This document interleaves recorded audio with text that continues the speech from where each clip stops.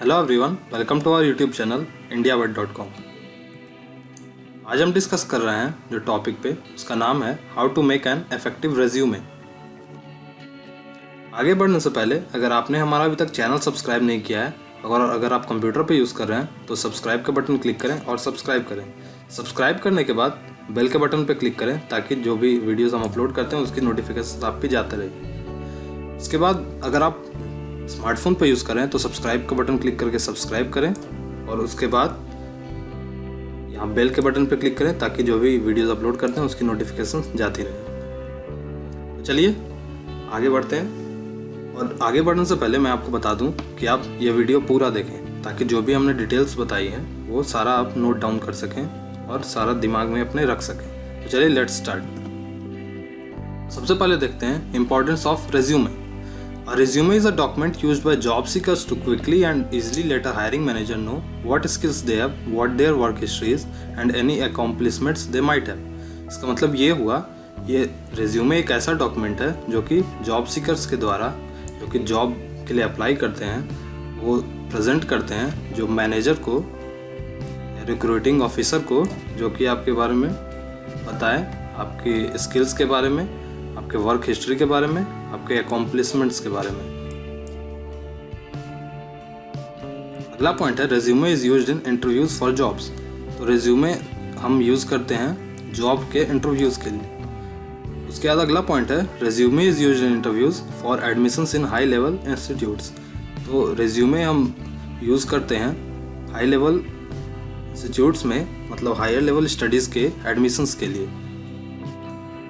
Nowadays, it is also used in marriages, asked by family members of brides and grooms to know details about them।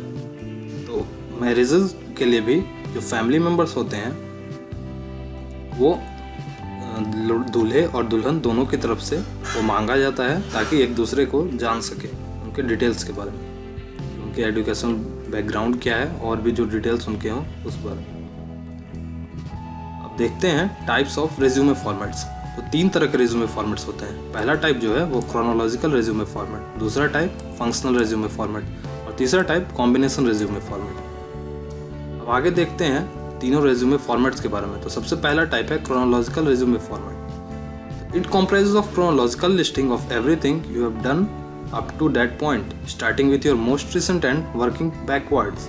मतलब हुआ कि chronological resume format में वो सब कुछ लिखा जाता है जो आपने अभी तक किया है, और स्टार्ट हम करते हैं जो कि आपका मोस्ट रिसेंट जो वर्क हो उससे, और उसके बाद हम पीछे की तरफ बढ़ते जाते हैं जो आपने पहले वर्क किया उसके उस तरफ। अगला जो टाइप है वो है फंक्शनल रेज्यूमे फॉर्मेट।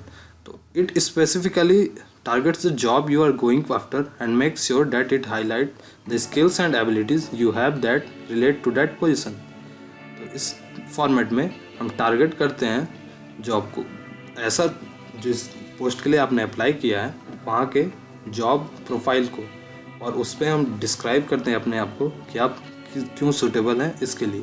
तो इसमें आप मेंशन करेंगे अपने स्किल्स को, अपने एबिलिटीज़ को जो उस पोजीशन के लिए सूटेबल हो। जो तीसरा टाइप है वो है combination resume format. The combination resume takes all the best parts of a functional resume and combines it with the chronological resume. तो कॉम्बिनेशन रिज्यूमे फॉर्मेट में जो भी बेस्ट पार्ट होता है फंक्शनल रिज्यूमे का वो हम लोग लेते हैं और कॉम्बाइन करते हैं क्रोनोलॉजिकल रिज्यूमे के बेस्ट पार्ट को। तो फंक्शनल रिज्यूमे से हम लेते हैं जो आपके रिलेवेंट स्किल्स हुए, क्वालिफिकेशंस हुए और स्पेसिफिकली टारगेटेड इंफॉर्मेशंस हुए, और कॉम्बाइन करते हैं क्रोनोलॉजिकल रिज्यूमे से। तो इसमें हम लेते हैं जो कि आपने अभी तक किया है, पास्ट से लेके अभी तक, तो आप यहाँ तक पहुँचे हैं। आगे बढ़ते हैं और देखते हैं कि आपके लिए कौन सा रेज्यूमे फॉर्मेट सबसे बढ़िया है। Which resume format is best for you. सबसे पहले देखते हैं क्रोनोलॉजिकल रेज्यूमे फॉर्मेट के बारे में। तो it is great for people who have had a steady career path in the same field for a long period of time और are applying for jobs in similar fields and has few if any gaps in their employment history. तो ये resume format उनके लिए अच्छा है जिनका career path बिल्कुल steady rate से मूव कर रहा हो और वो लंबे समय से इसी एक फील्ड में हो, और अगर उसमें मेंशन ये भी होते हैं, अगर आपका कोई गैप है एम्प्लॉयमेंट हिस्ट्री में तो वो मेंशन जो करते हैं उनके लिए भी ये रेज्यूमे फॉर्मेट है। Chronological resume are also great for people who are just starting out और find themselves in the mid level of their careers. तो क्रोनोलॉजिकल रेज्यूमे उनके लिए भी अच्छा है जो कि अभी कैरियर अपना स्टार्ट कर रहे हैं जॉब में, या फिर जो मिड लेवल में अपने जॉब में है उनके लिए। तीसरा जो पॉइंट है वो है when organising your chronological resume you want to make sure that keep the following categories in this order. तो क्रोनोलॉजिकल रेज्यूमे फॉर्मेट में आप इस तरह से ऑर्गेनाइज करेंगे। तो सबसे पहले आप लिखेंगे ऑब्जेक्टिव स्टेटमेंट और समरी स्टेटमेंट, उसके बाद लिखेंगे एक्सपीरियंस या क्वालिफिकेशन, उसके बाद आप लिखेंगे एजुकेशन। चलिए अगले फॉर्मेट को देखते हैं जो कि है functional resume format. It is great for people who have started and stopped their careers and are facing gaps in their work history or are making a significant career change। तो ये उनके लिए है जो कि स्टार्ट कर रहे हो किसी जॉब में, फिर उनका गैप हो गया हो, फिर स्टार्ट किया हो, फिर गैप हो, मतलब उन पर बहुत सारे गैप्स हों उनके वर्क हिस्ट्री में, और एक कैरियर चेंज, या फिर उनके लिए है जो कैरियर अपना चेंज कर रहे हैं, मतलब आप पहले किसी और फील्ड में काम करते हो, उसके बाद किसी और फील्ड में आप शिफ्ट कर रहे हो। जो अगला टाइप है वो है functional resumes are also great for people who are targeting a particular position and need a resume that highlight specific skills and abilities that directly relate. तो ये उनके लिए भी है जो कि एक पार्टिकुलर पोजीशन जॉब प्रोफाइल को आप टारगेट कर रहे हो और हाईलाइट कर रहे हो अपने स्पेसिफिक स्किल्स को और एबिलिटीज़ को, जो डिफाइन करे कि हाँ आप सबसे बढ़िया आप ही हैं उस जॉब के लिए, और जो आप प्रोफाइल के लिए अप्लाई कर रहे हैं उसके लिए। अगला पॉइंट है when organising your functional resume you want to make sure you keep the following categories in this order. जब आप ऑर्गेनाइज कर रहे हो अपने रेज्यूमे फॉर्मेट को, फंक्शनल रेज्यूमे फॉर्मेट को, तो आप इस प्रकार नंबरिंग करें। तो सबसे पहले होना चाहिए ऑब्जेक्टिव स्टेटमेंट या समरी स्टेटमेंट, उसके बाद होना चाहिए अचीवमेंट्स या अकॉम्प्लिशमेंट्स, उसके बाद होना चाहिए एक्सपीरियंस या क्वालिफिकेशंस, उसके बाद होना चाहिए एजुकेशन। तो अगला जो टाइप है रेज्यूमे फॉर्मेट का वो है कॉम्बिनेशन रेज्यूमे फॉर्मेट। तो इसमें पहला पॉइंट है it is great for people who are looking to make a career change and move from one industry to another. तो ये उनके लिए है जो कि अपना कैरियर चेंज कर रहे हो, एक इंडस्ट्री से दूसरे इंडस्ट्री में जा रहे हैं, ये उनके लिए रेज्यूमे फॉर्मेट अच्छा है। So it's also great for highlighting well-developed skills and talents that are relevant to a specific position. This is the best resume format for someone considered a master within their field. तो ये उनके लिए भी अच्छा है जो जिनके पास well developed skill और टैलेंट हो उस जॉब प्रोफाइल के लिए जहां आपने अप्लाई किया है, और ये बेस्ट उनके लिए है जो किसी फील्ड के मास्टर हैं और उन्होंने अप्लाई किया है उस फील्ड में। जो तीसरा पॉइंट है when organising your combination resume you want to make sure you keep the following categories in this order. जब ऑर्गेनाइज कर रहे हो अपने कॉम्बिनेशन रेज्यूमे फॉर्मेट को तो इस प्रकार नंबरिंग करें। तो सबसे पहले होना चाहिए ऑब्जेक्टिव स्टेटमेंट और समरी स्टेटमेंट, उसके बाद अचीवमेंट्स या अकॉम्प्लिशमेंट्स, उसके बाद एक्सपीरियंस या क्वालिफिकेशंस, उसके बाद एजुकेशनल डिटेल्स। चलिए आगे बढ़ते हैं और देखते हैं best practices for formatting a resume. तो इसमें जो पहला पॉइंट है length of a resume, it should fit neatly into one single sided page without crowding.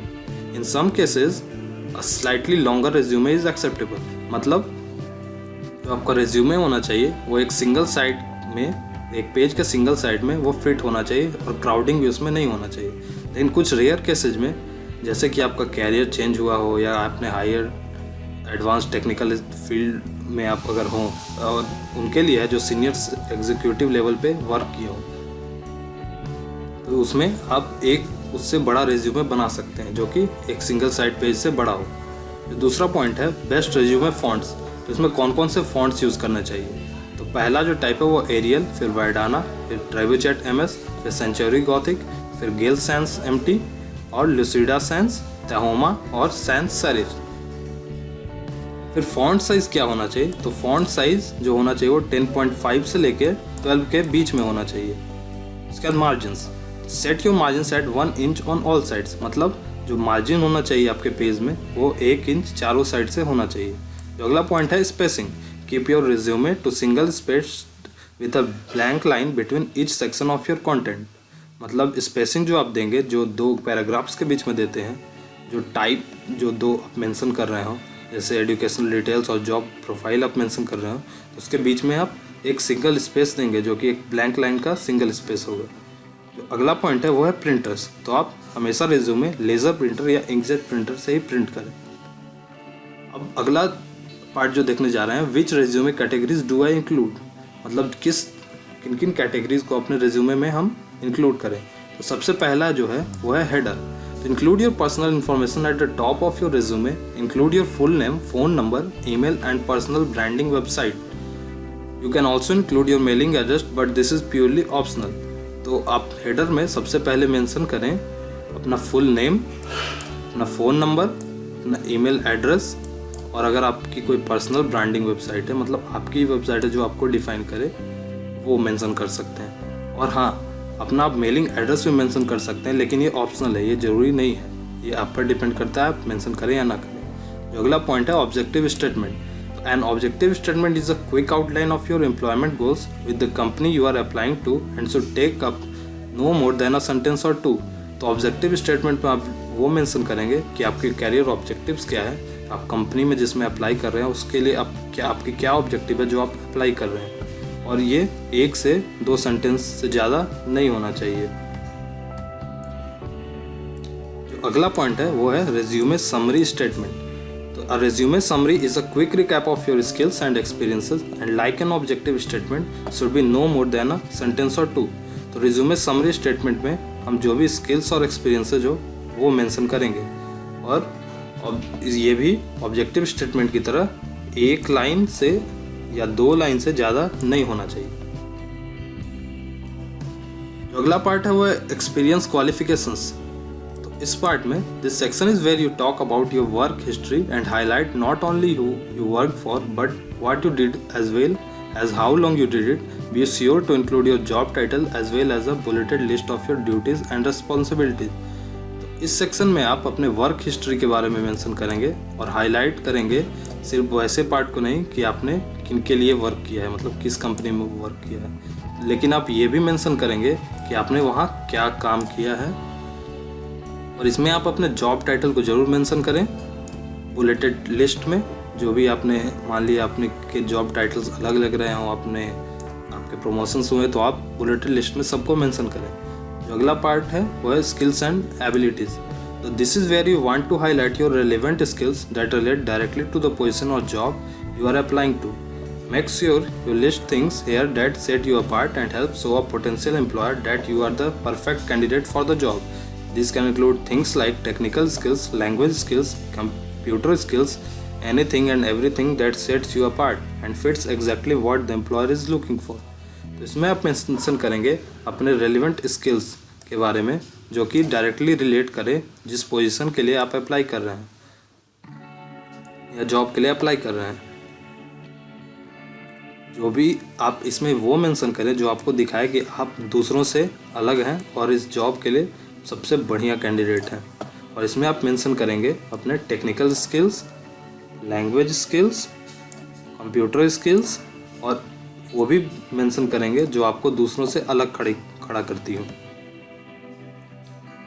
जो अगला पार्ट है वो है education. For recent graduates and people just entering the job market, this would mean where you went to school. For people in technical fields or fields where outside training is either required or encouraged, you would include this information here. तो जो recent graduate हैं जिन्होंने अभी graduation just complete किया है और job market में या फिर जॉब मार्केट में एंटर कर रहे हैं, उसमें आप अपने स्कूल के बारे में मेंशन करेंगे कि आपने स्कूलिंग कहाँ से की है और टेक्निकल फील्ड में आपने ट्रेनिंग कहाँ से की है, ये आप इस फील्ड में मेंशन करेंगे।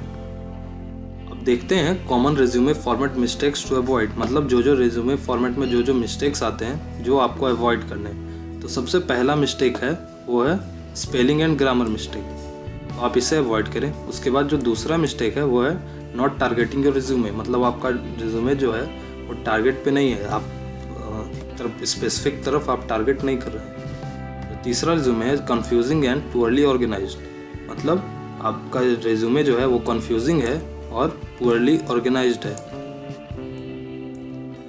उसके बाद आप जो चौथा पॉइंट है इसमें आप अपने रिलीजियस एफिलिएशंस या social security numbers, personal social media contact, birthday, marital status या कुछ और मेंशन नहीं करेंगे।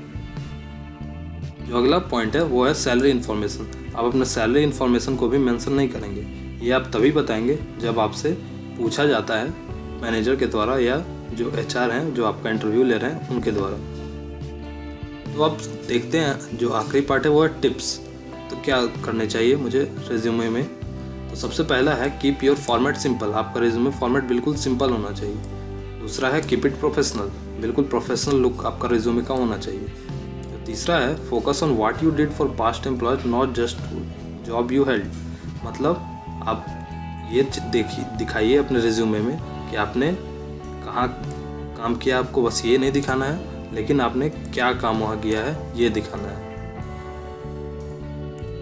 अगला पार्ट है make sure you are selecting the resume format that best reflects who you are, your work history and the job you are applying for. मतलब कि आप जो 3 पार्ट मैंने बताया, 3 टाइप के रेज्यूमे फॉर्मेट, आप उनमें से बेस्ट सेलेक्ट कीजिए कि आपके लिए बेस्ट कौन सा है। और जो आखिरी पॉइंट है वो है बी ऑनेस्ट। मतलब जो भी आपने किया है वो बिल्कुल सही सही बताएं, कोई झूठ नहीं बताएं। और अगर आपको ये वीडियो अच्छा लगा तो आप प्लीज़ लाइक करें, कमेंट करें और शेयर करें अपने दोस्तों के साथ। और हाँ, सब्सक्राइब करना बिल्कुल ना भूलें हमारे YouTube चैनल को।